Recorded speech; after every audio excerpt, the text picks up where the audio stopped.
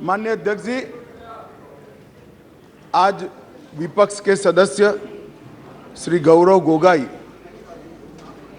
जो अविश्वास प्रस्ताव लेकर सदन में उपस्थित हुए थे, इस पर मैं मेरे विचार व्यक्त करने के लिए खड़ा हुआ हूं। माननीय अध्यक्ष जी, भारतीय संविधान के अनुच्छेद 75 में कहा गया है कि मंत्रिपरिषद लोकसभा के प्रति जवाबदेह है। इसलिए इसी अनुच्छेद 75 को प्रतिबंधित करने के लिए लोकसभा के नियम 198(1) से 198(5) तक मंत्रिपरिषद में अविश्वास का प्रस्ताव रखने की प्रक्रिया नियत की गई है। माननीय अध्यक्ष जी, जब से आजाद हुए तब से 27 अविश्वास प्रस्ताव और 11 विश्वास प्रस्ताव इस सदन में प्रस्तुत हुए हैं। कई बार सरकारों का बहुमत जाने की स्थिति में सदन के विपक्ष के सदस्य अविश्वास प्रस्ताव लेकर आते हैं। कई बार बड़े जन आंदोलन के समय प्रजा की भावना को प्रतिबिंबित करने के लिए अविश्वास के प्रस्ताव लेकर आते हैं। ये एक अविश्वास का प्रस्ताव ऐसा है जिसमें प्रधानमंत्री और मंत्रिमंडल के प्रति न जनता को अविश्वास है, न सदन को अविश्वास है, और ये अविश्वास प्रस्ताव लेकर आए हैं। माननीय अध्यक्ष जी, इसका उद्देश्य क्या है? इसका उद्देश्य जनता में भ्रांति खड़ी करने का उद्देश्य। मैं उनको इतना ही कहना चाहता हूं कि भाई, अविश्वास प्रस्ताव जब आप लेकर आते हो तो इस पर जो चर्चा होती है वो चर्चा में सरकार के विरोध में कुछ मुद्दे तो रख देते हैं। मैंने पूरे भाषण ध्यान से सुने और पूरे भाषण ध्यान से सुनने के बाद मैं निश्चित रूप से निर्णय पर पहुंचा हूं, ये अविश्वास प्रस्ताव केवल और केवल भ्रांति खड़ा करने के लिए लाया गया है।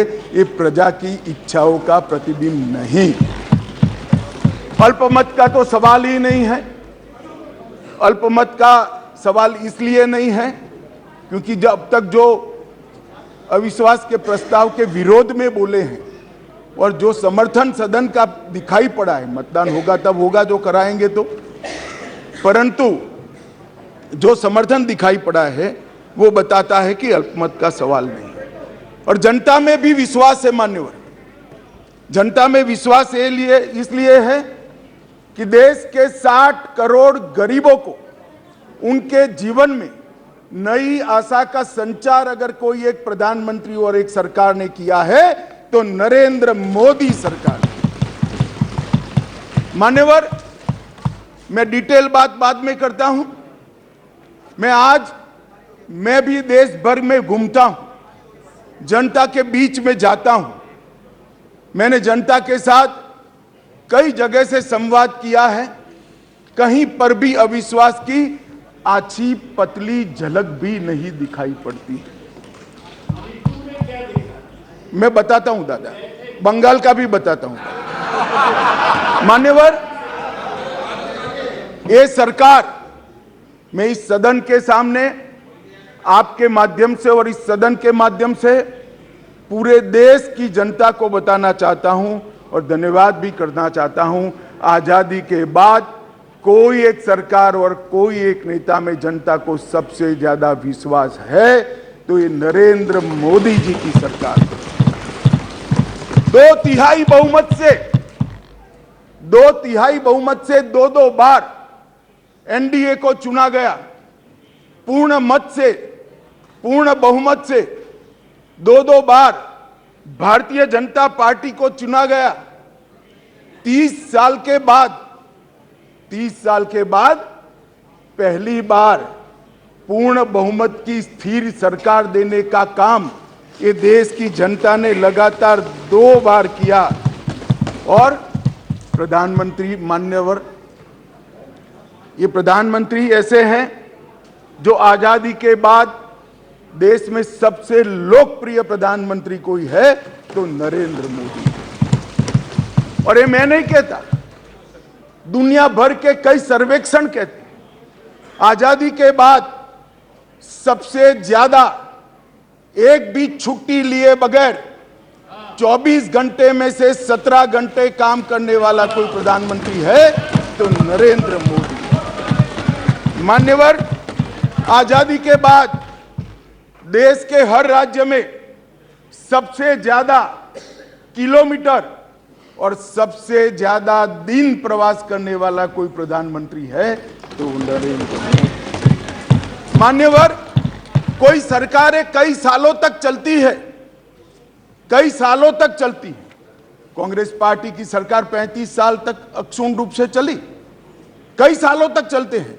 तब 2, 3, 4 निर्णय ऐसे होते हैं जिसको युगों तक याद किया जाता है।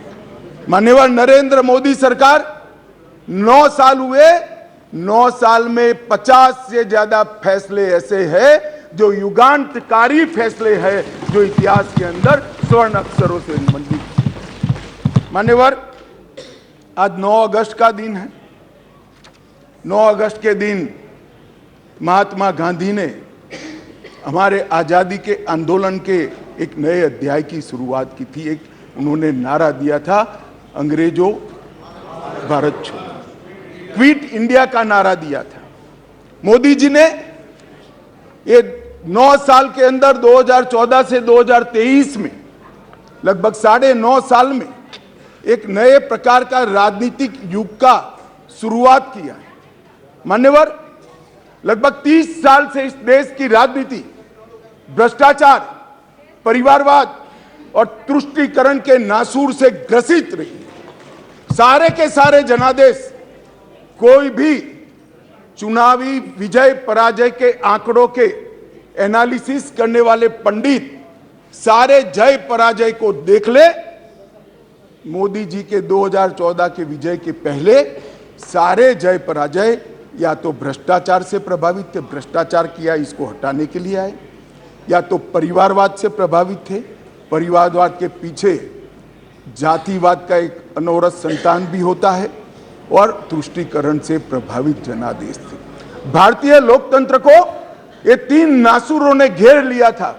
नरेंद्र मोदी जी ने भ्रष्टाचार, परिवारवाद और तुष्टीकरण को हटाकर पॉलिटिक्स ऑफ परफॉर्मेंस को तरजीह दी, और आज विकास जनता के फैसलों का निर्णय करता है। मगर फिर भी कहीं कहीं दूर तक भ्रष्टाचार भी बैठा है, बच गया है, परिवारवाद तो दिखाई ही पड़ता है, और तुष्टीकरण की राजनीति भी चलती है। इसलिए मोदी जी ने आज नारा दिया है, भ्रष्टाचार क्विट इंडिया, परिवारवाद क्विट इंडिया, तुष्टीकरण क्विट इंडिया। मान्यवर, अगर भ्रष्टाचार, परिवारवाद और तुष्टीकरण एक क्विट इंडिया अगर कर लेते हैं तो इस देश की राजनीति में मोदी जी ने 2014 से एक नए युग की शुरुआत करी है, विकास के युग की। वो हमारे स्वतंत्रता सेनानियों के कल्पना के भारत की निर्मित 2047 के बहुत साल पहले कर देगी, इसका मुझे पूरा विश्वास है। मान्यवर, अविश्वास का प्रस्ताव एक संवैधानिक प्रक्रिया है, हमें कोई आपत्ति नहीं है। विपक्ष का उद्देश्य है कोई भी हो, विपक्ष का अधिकार है, अविश्वास का प्रस्ताव ले आते हैं। और मैं तो कई बार मानता हूं कि अविश्वास प्रस्ताव से पार्टियों के और गठबंधनों के चरित्र उजागर होते हैं। कई बार अविश्वास प्रस्ताव आए, मैंने जैसे पहले कहा, मैं 3 अविश्वास प्रस्ताव का जिक्र करना जरूर चाहूंगा। 2 अविश्वास प्रस्ताव है यूपीए सरकार के खिलाफ, जो हम विपक्ष में थे तब लेकर आए थे, और एक अविश्वास प्रस्ताव एनडीए सरकार के खिलाफ था, जो यूपीए जब विपक्ष में थी तब लेकर। 1993 जुलाई में नरसिम्हा राव जी की कांग्रेस की सरकार थी, उसके खिलाफ अविश्वास प्रस्ताव आया। अब सरकार बचानी होती है, नरसिम्हा राव जी को बचानी थी। कांग्रेस का मूल सिद्धांत है एन केन प्रकारेण सत्ता में बने रहना, सत्ता में बने रहने का प्रयास करना। ना इसके लिए सिद्धांत होते हैं, ना नीतियां होती है, ना औचित्य होता है। मान्यवर नरसिम्हा राव जी की सरकार अविश्वास प्रस्ताव जीत गई और बाद में कई लोगों को जेल की सजा हुई, स्वयं नरसिम्हा राव जी को हुई, क्योंकि झारखंड मुक्ति मोर्चा को घूस देकर अविश्वास प्रस्ताव पर विजय प्राप्त करी। आज कांग्रेस भी है, कांग्रेस भी वहां बैठी है और झारखंड मुक्ति मोर्चा भी वहां बैठा है। मान्यवर 2008 में मनमोहन सिंह जी विश्वास प्रस्ताव लेकर आए। विश्वास प्रस्ताव के वक्त भी एक बार यहां पर बरोबर देश में वातावरण हो गया था कि इनके पास बहुमत नहीं है, बहुमत था भी नहीं। और मान्यवर इस सदन ने उस वक्त सबसे कलंकित घटना देखनी पड़ी, सांसदों को करोड़ों रुपए की घूस लेनी पड़ी और हमारे ऑनेस्ट सांसद वो रुपया लेकर पीठ के सामने आए और कहा कि हमें संरक्षण चाहिए, हमें रुपया ऑफर किया गया और वो सरकार बचा ली। तो एक तो चरित्र है यूपीए का, सरकार के सामने अविश्वास का प्रस्ताव आए या कोई अविश्वास का प्रस्ताव न लाए, इसलिए विश्वास का प्रस्ताव वो स्वयं लाए।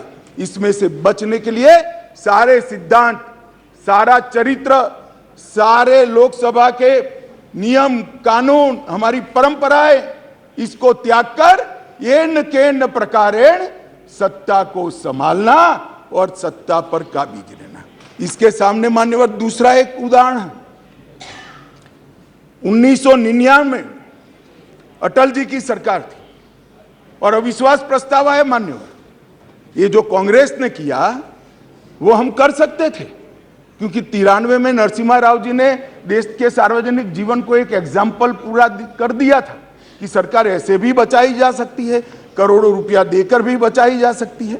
हम भी कर सकते थे, मगर हमने नहीं किया। मान्यवर हमने नहीं किया। हमने हमारी बात रखी। देश के प्रधानमंत्री अटल जी ने इसी सीट पर बैठकर अपनी बात रखी संसदों के सामने और जो कहा कि संसद का जो फैसला है मैं सर पर चढ़ाऊंगा, हमें कोई आपत्ति नहीं। मान्यवर सिर्फ एक वोट से सरकार गई, सिर्फ एक वोट से। क्या हम यूपीए और कांग्रेस की तरह बचा नहीं सकते थे? बचा सकते थे, मगर मैंने कहा ना कि कई बार संकट के समय गठबंधनों और पार्टियों का चरित्र उजागर होता है। यूपीए का चरित्र सत्ता बचाने के लिए भ्रष्टाचार करने का चरित्र है और भारतीय जनता पार्टी और एनडीए का चरित्र सिद्धांतों के लिए राजनीति करने का चरित्र है। मान्यवर उस वक्त मुझे ठीक याद है, मैं संसद में नहीं था, सदस्य नहीं था, बहुत सारे सीनियर सदस्य होंगे उस वक्त। मान्यवर एक ही वोट का फर्क था और अंत में गिरधर गोमांग के वोट को हमारे उड़ीसा के पूर्व मुख्यमंत्री उस वक्त मुख्यमंत्री से शपथ ले चुके थे और वोट डालने आए थे। वो वोट को वैलिड गिनना या न गिनना, मगर मान्यवर आप जिस आसन पर बैठे हो इसकी भी गरिमा का एनडीए ने पालन किया था। हमने कोई दबाव नहीं बनाया, एक वोट हमारे विरुद्ध में गया, हमारी सरकार चली गई। मगर आज मैं फिर से कहना चाहता हूं गौरव गोगोई जी को, मगर जनता है जो सब देखती है, जनता है जो सब जानती है। एक वोट से हमारी सरकार गई, एक वोट से हमारी सरकार जरूर गई, परंतु अंत में क्या हुआ? बहुत बड़े बहुमत के साथ अटल जी फिर से देश के प्रधानमंत्री। मान्यवर हमारे एनडीए का कुंबा मोदी जी के नेतृत्व में, भारतीय जनता पार्टी मोदी जी के नेतृत्व में हम देश में सिद्धांतों की राजनीति को प्रस्तावित करने के लिए राजनीति में है। एन केन प्रकारेण सत्ता को बचाने के लिए राजनीति के अंदर नहीं है। और ये दो चरित्र आज इस विश्वास प्रस्ताव पर की चर्चा के माध्यम से मैं 130 करोड़ की जनता को याद कराना चाहता हूं। एक और करोड़ों रुपया खर्च कर बहुमत खरीदने वाले लोग बैठे हैं और एक बार सिद्धांत के लिए सत्ता छोड़ने वाले लोग बैठे हैं। जनता देश की जनता ने निर्णय लिया। मान्यवर, अरे शुरुआत है, धैर्य रखो, काफी सुनना पड़ेगा। सुरेश जी, ये तो ट्रेलर है, अभी ट्रेलर है। मान्यवर, अभी बात निकली गरीब कल्याण की। हमारी साथी मंत्री अनुप्रिया जी गरीब कल्याण के सारी बातें बता रही थी। मान्यवर, गरीबी हटाओ का नारा दिया, सालों तक गरीबी हटाओ के नारे के आधार पर देश की भोली भाली गरीब जनता का विश्वास प्राप्त किया और वोट लेते रहे, जीतते रहे, गरीबी जस की तस रह गई। नरेंद्र मोदी जी ने कोई बड़े बड़े वादे नहीं किए, परंतु नरेंद्र मोदी जी के जहन में गरीबी का डंक भी था, दंश भी था, क्योंकि वो स्वयं गरीब के घर से आकर इस सबसे बड़ी पंचायत में आए थे। इन्होंने गरीब कल्याण के लिए मान्यवर,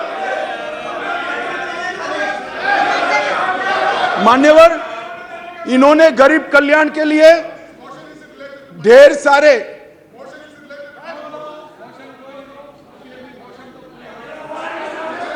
मान्यवर सुरेश जी इतने सीनियर मेंबर है, उनको अविश्वास प्रस्ताव का कैरेक्टर मालूम नहीं है।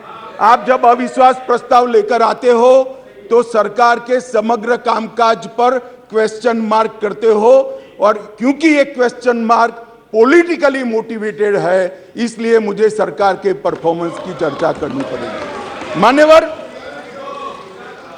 मान्यवर, इस देश के करोड़ों गरीबों के नसीब में जब तक मोदी जी प्रधानमंत्री नहीं बने, धुएं से भरा हुआ घर था। मोदी जी ने 9.6 करोड़ 9 करोड़ 60 लाख गरीब महिलाओं के घर में गैस का सिलेंडर भेजा और उसकी झुंपड़ी को धुएं से मुक्त कराने का काम किया। मान्यवर, 11 करोड़ परिवार ऐसे थे, दुनिया में कोई विचार नहीं कर सकता। कई देशों की आबादी 11 करोड़ से आधी भी नहीं है, 5वें हिस्से की भी नहीं है, परंतु 11 करोड़ परिवार ऐसे थे जिनके पास मान्यवर शौचालय नहीं था। हर रोज वो घर की महिलाएं आहत होती थी। मान्यवर, इनका दर्द 55 सालों तक ये यूपीए कांग्रेस ने नहीं जाना। नरेंद्र मोदी जी प्रधानमंत्री बने और 9 साल के अंदर 11 करोड़ 72 लाख परिवारों को शौचालय देने का काम किया। मान्यवर, देश के बहुत बड़े तबके में और विशेषकर गरीब के घर में, दलित के घर में, आदिवासी के घर में, पिछड़े के घर में, झोंपड़पट्टी में शुद्ध पीने का पानी नहीं मिला, फ्लोराइड युक्त पानी पीते थे, भरी जुआनी में बूढ़े हो जाते थे, बाल सफेद हो जाते थे, हड्डियां टेढ़ी हो जाती थी।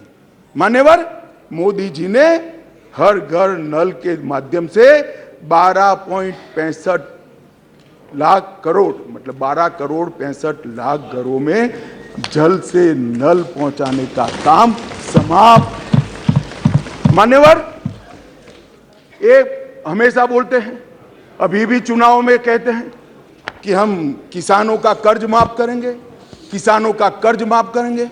मान्यवर, मैं पूछना चाहता हूं, 10 साल में कितना कर्ज माफ करा भाई? 4 से 14 तक आप 10 साल रहे, कितना मार्च करा? 70,000 करोड़, ठीक है ना? 70,000 करोड़। इसमें से भी 35,000 करोड़ तो नीचे बाकी रह गया है, मगर चलो मान ही ले कि 70,000 करोड़ किया। हम किसी का कर्ज माफ करने में विश्वास नहीं करते हैं, उसको कर्ज ही न लेना पड़े, ऐसी व्यवस्था। मान्यवर, इस देश के 14.5 करोड़ किसानों को 2,40,000 करोड़ रुपया इसके बैंक अकाउंट में डाला। अब देश के किसान तय करे कि एक और 70,000 करोड़ का कर्ज की लॉलीपॉप देने वाली यूपीए सरकार और एक बार सम्मान के साथ इसके घर में सम्मान के साथ इलेक्ट्रॉनिक तरीके से 2,40,000 करोड़ भेज। मान्यवर, मैं आज और स्पष्टता करना चाहता हूं। ये रेवड़ी नहीं है, ये रेवड़ी नहीं है। हमने ये करने से पहले एक सर्वे किया कि 2.5 एकड़ से कम जिसकी जोत है वो किसान को कितना खर्चा बेसिक खेती के काम के लिए आता है, क्योंकि वो तो मजदूर रखता नहीं है, स्वयं ही बेचारा मेहनत करता है। इरिगेशन, बीज और खाद का कितना खर्चा आता है, तो 2.5 एकड़ से कम जिसकी जोत है इसका खर्चा 6,000 आता है। मोदी जी ने 6,000 रुपया इसको दे दिया। भैया तुम ऋण ही मत, आपने तो एक बार किसान को ऋण मुक्त किया, मोदी जी ने पूरे जीवन के लिए उसको ऋण मुक्त करने का काम किया है। मान्यवर, इस देश में 50 करोड़ लोग ऐसे थे, करीब 60 करोड़ लोग, जिनके घर में बीमारी आ जाए तो पिताजी की मृत्यु हो जाएगी इसका डर नहीं लगता था, इलाज का खर्च कितना आएगा इसका डर लगता था, और वो पूरा परिवार ऋण के बोझ के तले दब जाता था। मान्यवर, मोदी जी ने 50 करोड़ लोगों को 5 लाख तक का सारा स्वास्थ्य का खर्चा माफ कर दिया।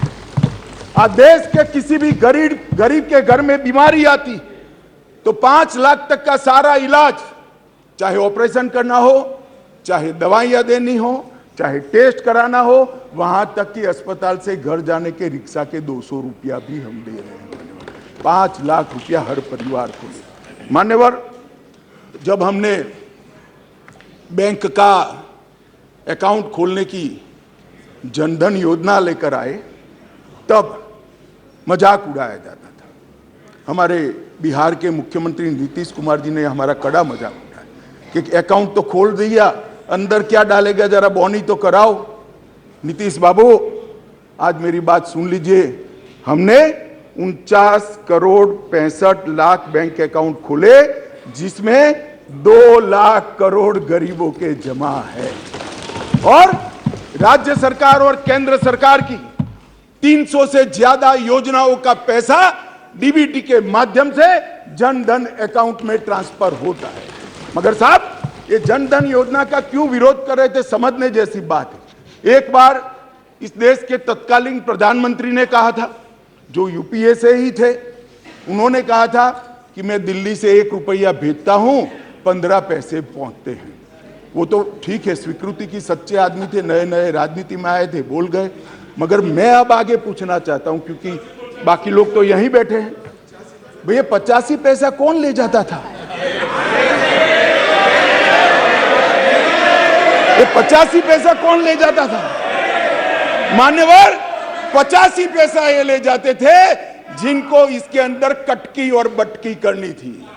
मान्यवर, जो जनधन योजना का विरोध कर रहे हैं वो 85 पैसा एंजॉय करने वाले लोग हैं, क्योंकि अब भारत सरकार रुपया भेजती है तो सीधा रुपया पहुंच जाता है। कांग्रेस की तरह नहीं 85 पैसा, सीधा रुपया गरीब के घर में पहुंच जाता है। मान्यवर,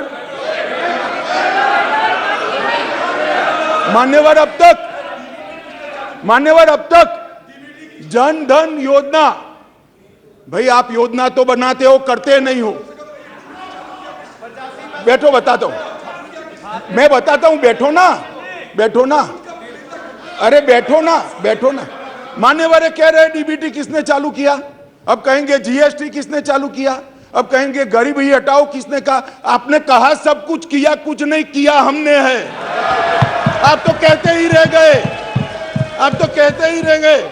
मान्यवर, 25 लाख करोड़ रुपया, इस देश की 130 करोड़ की जनता इसको सीधा प्रसारण देख रही। मैं आपके माध्यम से देश की जनता को बताना चाहता हूं, 1 पैसे के कमीशन के बगैर, कटकी के बगैर 25 लाख करोड़ रुपया देश के गरीबों के बैंक अकाउंट में सीधा ट्रांसफर।